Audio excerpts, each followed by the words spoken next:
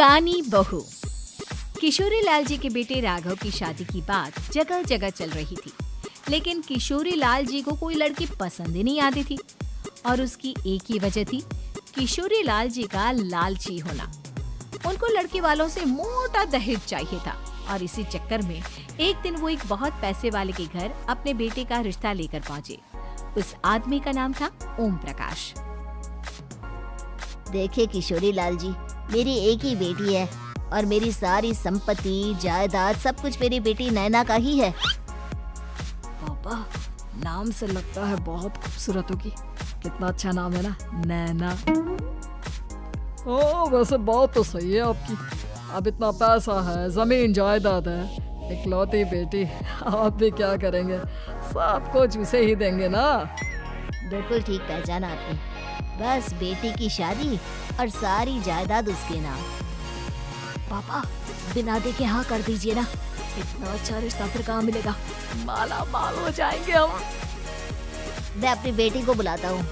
अरे नहीं नहीं नहीं नहीं, आपकी बेटी का नाम नैना है, सुनकर ही लगता है बहुत सुंदर होगी। रहने दीजिए अंकल, मैं तो आपकी बेटी के नाम से ही इतना खुश हो गया हूँ कि उसे बिना देखे शादी करने को तैयार हूँ। अब तो मैं उसका चेहरा सीधे शादी के बाद ही देखूंगा। और इस तरह राघव नैना का चेहरा नहीं दिखता और उससे शादी कर लेता है। शादी के बाद अपनी सुहाग रात पर जब राघव नैना का घूंघट उठाकर देखता है तो नैना की आंखें बंद थी। कितने खूबसूरत हो तुम नैना, जरा अपनी आंखें खोलकर मेरी तरफ देखो तो सही। नहीं, मुझे शर्म आती है। अरे मैंने तुम्हें शादी से पहले भी नहीं देखा और अब अगर तुम आंखें खोलकर मुझे देखोगे भी नहीं तो मुझे अच्छा कैसे लगेगा? इससे पहले कि नैना अपनी आंखें खोलकर राघव की तरफ देखती, अचानक से लाइट चली गई और राघव नैना को पूरी तरह से देख भी नहीं पाया। अगली सुबह नैना राघव के लिए नाश्ता बनाकर लेकर आई। अरे ये क्या, आधा पराठा सेका हुआ है और आधा बिल्कुल कच्चा। ये तुमने क्या किया नैना? बहू, तुमने क्या आधा पराठा तवे से नीचे लटका कर रखा था जो आधा सेका है और आधा कच्चा? मुझे जितना दिखेगा उतना ही तो सीखूंगी ना पापा जी। जहाँ जहाँ मुझे नजर आ रहा था वहाँ मैंने सीख लिया, जहाँ जहाँ नहीं दिखा वहाँ कच्चा रह गया होगा। इसका क्या मतलब है? ये कैसा मजाक कर रही है तुम? अरे बहू, तुमने इतना लंबा घूंघट क्यों लगाया हुआ है? देखो, हमारे घर में बहुओं को बेटी की तरह रखा जाता है और फिर तुम तो इतना सारा माल लेकर आई हो। देखो, ये घूंघट डालकर रखने की कोई जरूरत नहीं है। हाँ नैना, पापा जी ठीक कह रहा है, तुम तो आराम से रहो, अपना ही घर समझो। नैना अचानक से अपना घूंघट उठा लेती है। अरे ये क्या पापा, नैना की तो एक आंख फूटी हुई है। नैना, लेकिन ये तो कानी बहू निकली। मेरे साथ धोखा हुआ है, धोखा। बिना दिखाए अपनी कानी लड़की मेरे संग ब्याह थी, मुझे कानी भी नहीं चाहिए। मुझे अभी ओम प्रकाश जी से बात करनी पड़ेगी।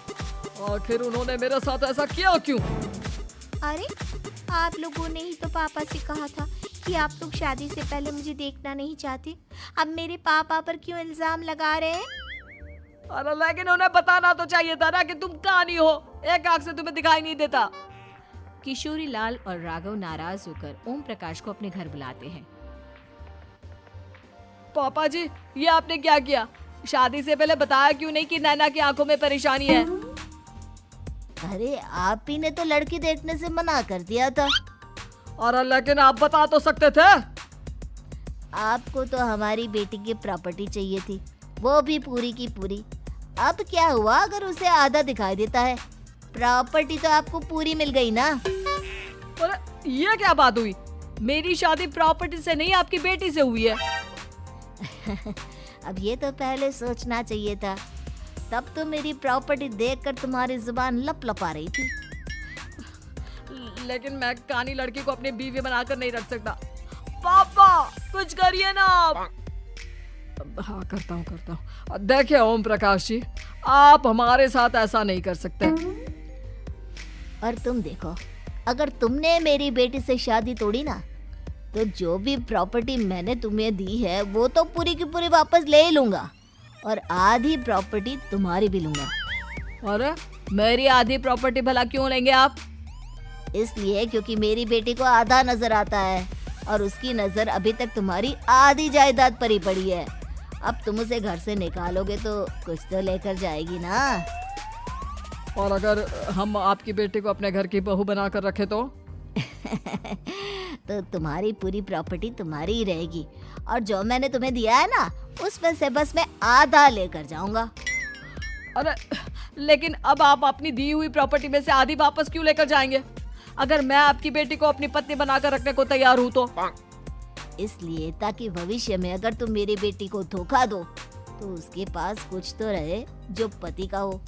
वैसे मेरे पास तो बहुत कुछ है, लेकिन अपने पति की कोई निशानी तो उसके पास होनी चाहिए ना। अब अगर तुमने मेरी बेटी को कहानी कहा तो तुम्हें प्रॉपर्टी भी कहानी ही मिलेगी, पूरी नहीं। जमाए राजा। किशोरी लाल और राघव समझ चुके थे कि वो बुरी तरह फंस चुके हैं और अब उनके पास वहां से निकलने का कोई चारा नहीं है। अब समझ में आया ना, लालच बुरी बला होती है। एक तो तुम्हें प्रॉपर्टी मिली, ऊपर से बीवी मिली, उसमें तुम्हें नखरे भी दिखाने हैं। आए बड़े, चुपचाप बैठो तुम। कुछ दिनों के बाद नैना राघव की कार लेकर बाजार घूमने निकलती है और जब कार लेकर वापस आती है, ये क्या? एक तरफ से मेरी गाड़ी पूरी खराब हो चुकी है। लगता है तुमने मेरी गाड़ी को किसी दूसरी गाड़ी के साथ एक्सीडेंट किया है। अरे कितना बड़ा नुकसान कर दिया तुमने बहू। वो क्या है ना पापा जी, मुझे एक आंख से दिखाई नहीं दे रहा था, सामने से गाड़ी आ रही थी। मुझे तो सिर्फ आधा ही दिखाई दिया और वो गाड़ी मेरी कार से रगड़ती हुई निकल गई।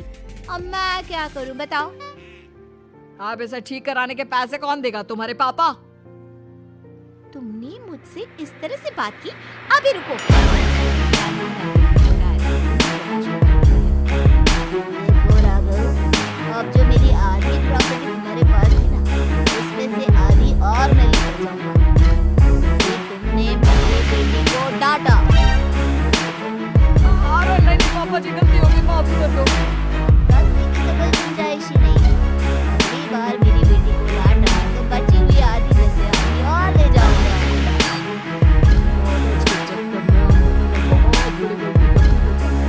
एक तो तुम्हें कानी बहू मिली और ऊपर से जो माल मिला वो भी डाला। इस तरह राघव की हर एक गलती पर ओम प्रकाश उसकी प्रॉपर्टी का आधा आधा हिस्सा लेकर अपना सारा माल वापस ले गया।